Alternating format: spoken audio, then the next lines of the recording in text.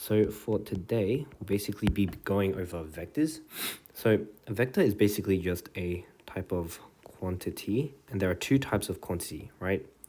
The first is a vectors, and the other is scalar. So vector just means it has a magnitude and it has a direction, while a scalar only has a magnitude, right? So an example of a vector would be I'm traveling 10 kilometers per hour to the right, right? So I have the magnitude, which is the size, and the direction, which is to the right. If I had a scalar, however, I would basically just say I'm traveling 10 kilometers an hour. I don't know the direction, right? So in math, vectors are basically represented as basically just an arrowhead, right? So the magnitude of a vector is basically denoted by how long a vector is. So, for example, I know this has a bigger magnitude than, for example, this, because this is shorter, basically, right? And the direction is pretty obvious. It's just which direction it's going. So where the arrowhead is, right? Yeah. And so vectors are basically denoted in three different types of ways. I can call it PQ, or I can call it P, or I can call it like that. So these are the three ways. So this first one basically means if I call it PQ, this is what it means. It's going from P to Q, right? So P, this end is called the tail, and where the arrowhead is basically called the head, right? So this definition is not too important, but it's just good to know. So this is tail and the head. And in questions, they can also basically call this whole thing P. So I can just do this. I can call this just P as well. Or if I wanted, I can just call it like this, pretty much, right? All are perfectly valid. Another important thing to kind of note for vectors is the starting point and ending point doesn't really matter when I say two vectors are equal. So for example, I can say this vector and this vector is the same because it has the same magnitude and the same direction. Those are the two things that you basically need to fulfill, right? As long as it has the same magnitude, same direction, then it means it is the same vector, right? Even though you can see this one starts here and ends here, and this one starts at a different point. You can see it's like it starts at a different point and ends at a different point. As long as it has the same length or magnitude, same direction, you can see they're both going that way, then then they have the same they're the same vector, right? So two important kind of things that you can do with vectors is basically number one, vector addition, and the second one that we'll go over later is basically scalar multiplication of ran out of space of vectors, right? So basically vector addition is, let's say I call this so I'll just make up three random points like this. So this is A, this is B, this is C, right? Then let's say I call based on the kind of things I have above, I'll call from here to here, I'll just call it AB, right? Pretty simple. And call from here to here, I'll just call it BC. But if I wanted, I could also just call this I'll call this A, and I could call this B, right? If I wanted to. I'll just do this. What I can basically do is, what vector addition is, if I want to say, how can I write, actually no, matter of fact, yeah, I will call this A. I'll call this A and I'll call this B.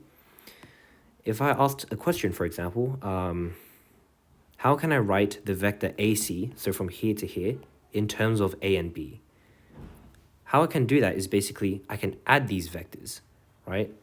So as long as I start and end at the same point, it doesn't matter what path I take. So what I mean by that is, to go from A to B, it's just A. From B to C, it's B. I start from A, but I end at C, it's going to be the same route as long as I end and start at the same point, right? So if I write AC in terms of A and B, it's just A plus B. Because A, I'm going from here to here and here to here. So I'm starting at A and I'm ending at C. So the end result is basically the same. That's basically what vector addition is, right? So the resultant vector, which is this, you basically just follow the path or the arrowhead. And as long as you start and end at the same place, then it's the resultant vector. So yeah, that shouldn't be too bad.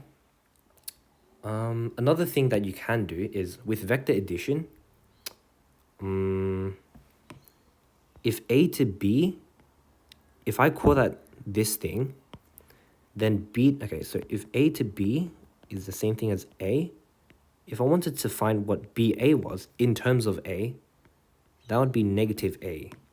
The reason why is because AB is this direction, BA, I'm actually going this way, right? So the magnitude is the same, and the reason why I have a negative is pretty intuitive. You can see it's just going the opposite it's going the opposite direction. So obviously, I would have to negative it to basically flip it, right? Yeah. So a negative vector, same magnitude, just opposite direction, right? Okay, so for example, let's say I wanted to go, let's say I write CA as well in terms of A and B, right? I'm going from C to A, so I want to go from here to here, right? So if we think about it, if B brings me from there to there, then negative B will bring me from here to here, right? If A goes this way, that means negative A is this way, right? So if I kind of draw it out to make it a bit more clear, maybe I'll use black, okay. So from here to here, I know it's negative A, and from C to B would be negative B. So now you can see, if I want to write CA in terms of A and B, it's negative B, and then continuing, negative A, right? So you have negative B minus A. And you can see, this is just the negative of this thing, right? If I factor out a negative, you have negative and then A plus B, which is the negative of AC. So as you can kind of see, it's just the negative of the vector before, right? Yeah, so that's another thing you can do. Another thing that you basically have is a zero vector, which is basically written as, well, it's not too important, but a zero vector is basically written like this. It's basically a vector with zero magnitude and no direction. So it's fairly useless, to be honest. But how I can get a zero vector, for example, is if I have P, if I call this P, and then I have negative P, I could get the zero vector by adding these two vectors together, right? Because P plus negative P would give me 0. Yeah. So I guess just keep this, oh wait, zero vector. Just keep this definition somewhere, but most of the time it won't be too useful. Okay. Okay, let me just find like an example. Okay, so before we move on to scalar multiplication, I'll just provide like an example. So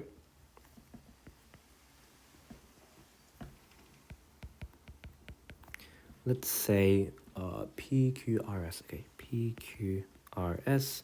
Let's say I have a parallelogram called PQRS. So it's like this, this, this, this. And then the two vectors provided in the question is PQ and QR. That's all they've given us, right?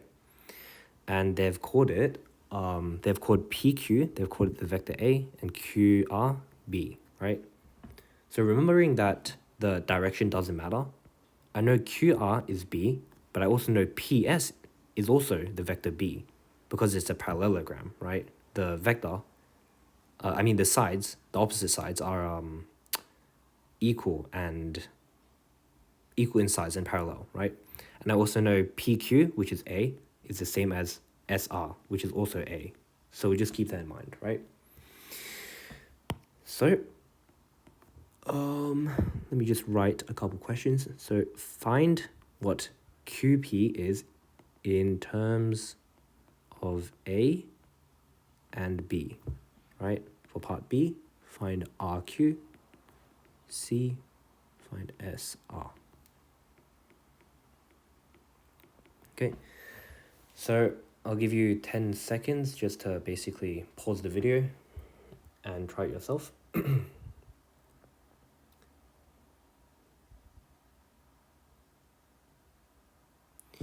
Okay, so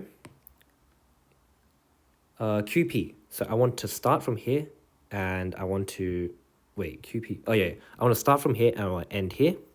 So if I know from here to here is A, then I definitely know here to here is negative A, right? So same magnitude, opposite direction. RQ, I start here and I end here. So you can obviously see it'll be negative B.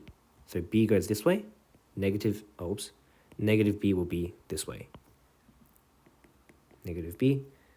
SR would be also A, as you can see. So the vector is the same. Where I start and where I end doesn't matter, right? So this is also A. SP, I'm going from here to here. If I know B is going this way and the magnitude is the same, then SP will be negative B because you can see the direction is the other way, right?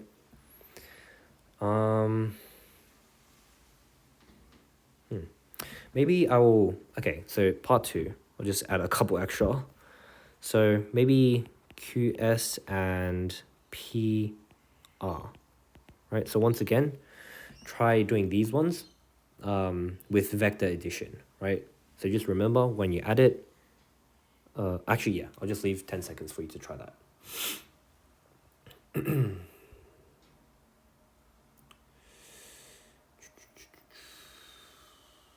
Okay, so again, QS, I know I'm starting from Q and I'm ending here. So how can I go from here to here? So I know I can basically go this route. I can go from Q to R and then R to S, right? So Q to R I know is B, and then R to S I know will be negative A, right? Because A goes this way, that means negative A goes this way. So your answer is B minus A. PR, I'm going from here to here. You can see quite clearly, you just follow the line. So A and then B. So your answer will be vector A plus vector B. Okay? Okay.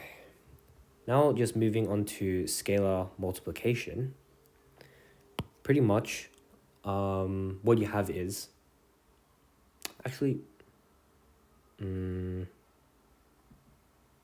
should mention somewhere up here that if I want to write the magnitude of a vector, you probably know from previous years, you can write something like this, right? So this is just absolute value, which means it doesn't matter if it's negative or positive. In the end, it's going to be positive anyways, so the direction won't matter. So this is how you write the magnitude of a vector pretty much, okay? So, yeah. Scalar multiplication of vectors, basically what you can have is, let's say I have a vector that's, let me think. Okay.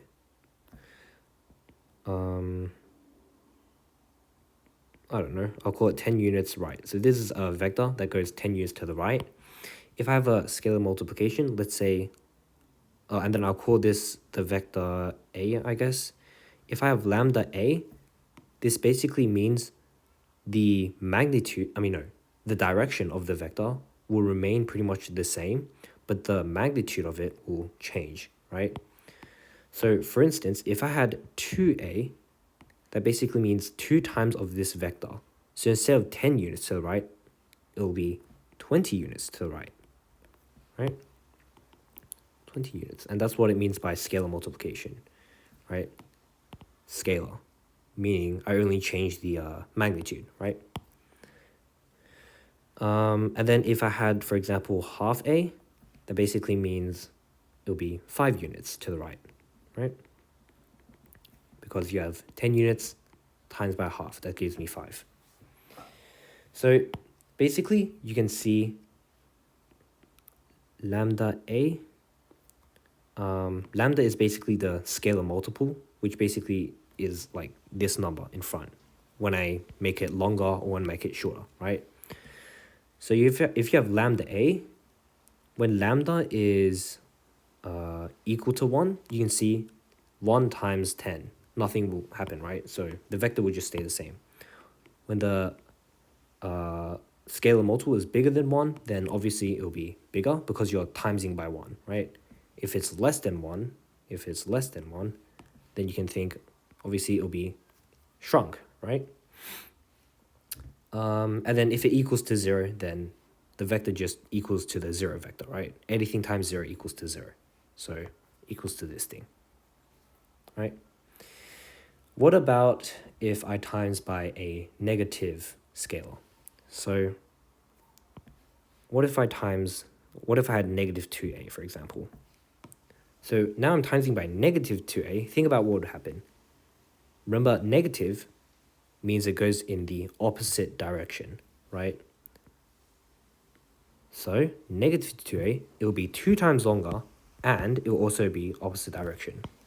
So this would be 20 units, not to the right, it will be to the left now, right? So yeah, pretty much when it's a negative scalar multiple, it will just go in the negative direction, which is kind of what we've done already, right? Okay. There's also 2 kind of names for this. So you know 2 vectors, if they go in the same direction, we call them parallel, right? If 2 vectors are in the same direction, but like facing opposite directions, if that makes sense, then they're actually called anti-parallel, right? So something like this is anti-parallel, something like this is parallel. You get the idea, right? Okay.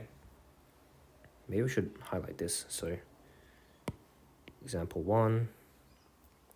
And then we'll try an example of scalar, of basically including these 2 things, right? So vector addition and scalar multiplication.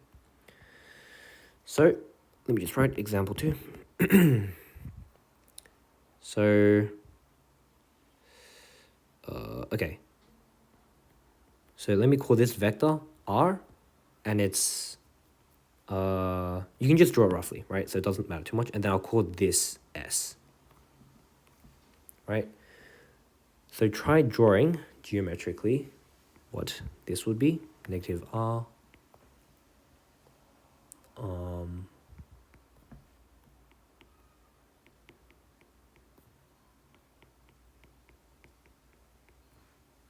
right? Oh, whoops, that's kind of messy.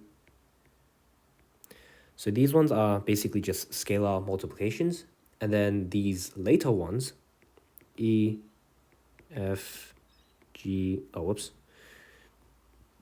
GH will basically be, it will include scalar multiplication and also vector addition, right? So 2r, then minus s. 2r plus 3s. Oops, the squiggly line. Half r plus 2s, then half r plus 3s, right? So just try doing these first 4 for now, and then we'll go over it. Maybe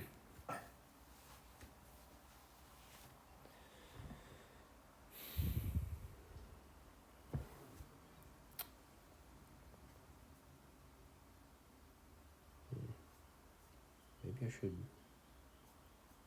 go until here. Okay. So the first one, negative r, should be fairly simple. r goes in this direction, so negative r, if I draw it, is just something like that, right? Yeah, I'll just use my laser to do it. So 2s, if this is s, then 2s will be 2 times longer. So it'll look something like this, right?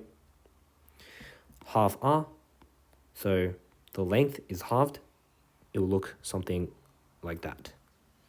Negative 3 over 2s. So 3 over 2, it becomes slightly longer, 1.5 times longer, right? It's negative, so the direction is also flipped, right? So it'll be going opposite direction and it'll be slightly longer, as you can see. Okay. Now for E and F, maybe I'll do E and F, and then if you get the hang of it, then you can try doing GH, right? So this one will be a bit more complicated since I have to add it. So I'll try drawing it properly for these ones. So for E, I'll have 2r, which I will draw something like this, 2r, and then minus s, right? So what I can do for something like this, when I add when I add a negative vector, you can think about it like this, minus s, right? You're adding the negative vector of it. So usually if you have a negative vector, it's a lot simpler if you just add the negative vector. Makes it a lot easier, right? So I'll write negative s as this, right? And I'll add that. I feel like that's not to scale, but whatever. Okay, so that's negative s. And I want to add these two vectors, right? So my answer, I'll just draw in black, is, oh crap, okay, is this. 2r minus s. And that's your answer for E, right? For, okay, F should be roughly the same thing, so I'll just quickly do it. So 2r will be the same thing, so I'll just do this. This is 2r plus 3s. So s is this thing, 3s would look something like this, right? Damn, that's a bit long, but yep. So if I add those two, then your resultant vector looks something like that, right? I'm kind of running out of space. I'm gonna move this.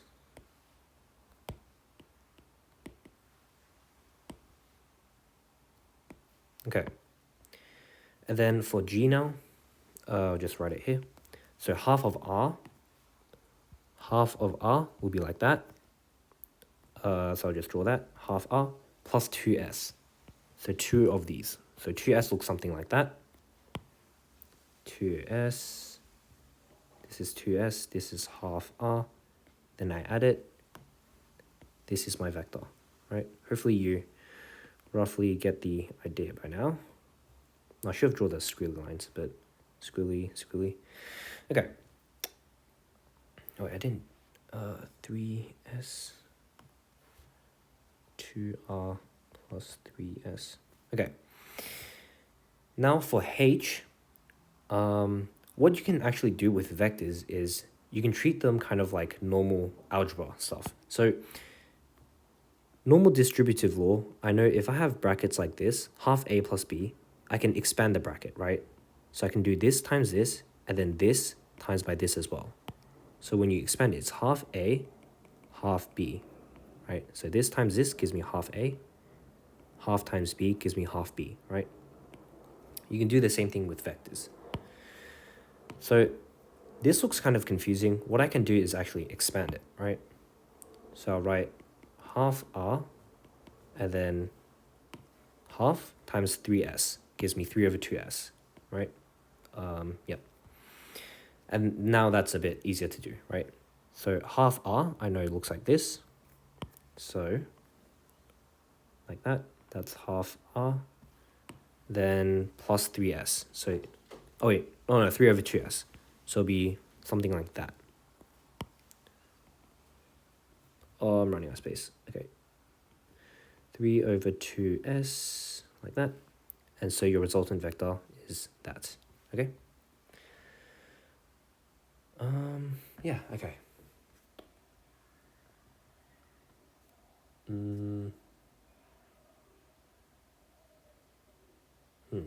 Okay. I will leave kind of like a harder example for you to think about. Should I just, okay, yeah. So this is, oh, whoops, kind of a harder example. PQRSTU. PQRSTU. And then just quickly draw an example. The middle point is X. So I'll call Q to R. I'll call this the vector B. And then P to Q, I'll call this the vector A. Okay.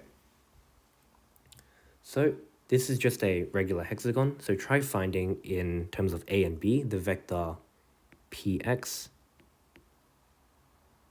PS,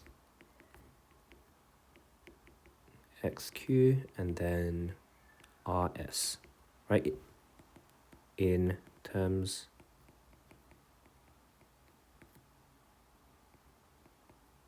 okay.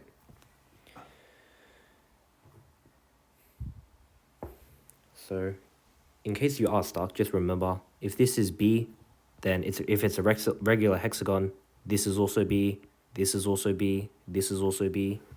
If this is A, this is A, this is A, this is A, stuff like that, right?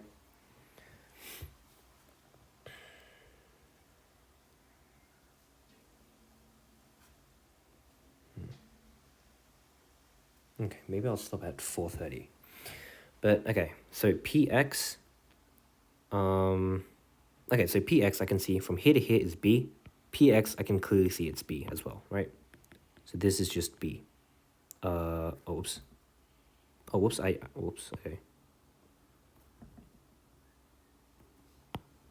Squiggly. B, PS, so I'm starting here and I'm going to here. So if this is B and this is also B, that means this whole thing is just 2B, right? QX, going from here to here. That looks a bit confusing. So, okay, if I go from here to here, I can also go from Q to R first and then R to X, right? So here and then here is the same thing as going like this, right? So B and then here to here is negative A, right? Because you can see the direction is opposite. So you have B plus negative A, so just minus A. And then RS, you have here to here, QX. So in this case, it might be useful to use your previous result because this looks a bit confusing. It's kind of far from everything else, right? But if you look at QX and RS, these kind of look similar. So I can use a previous result to help me, right? So QX goes from here to here. RS also goes from here to here, which means it's also B minus A, right? Because where the vector starts and ends doesn't matter, right? Only the length of it, so the scalar, and the magnitude, and the direction of it matter, right? Where I start and end don't matter. Yeah.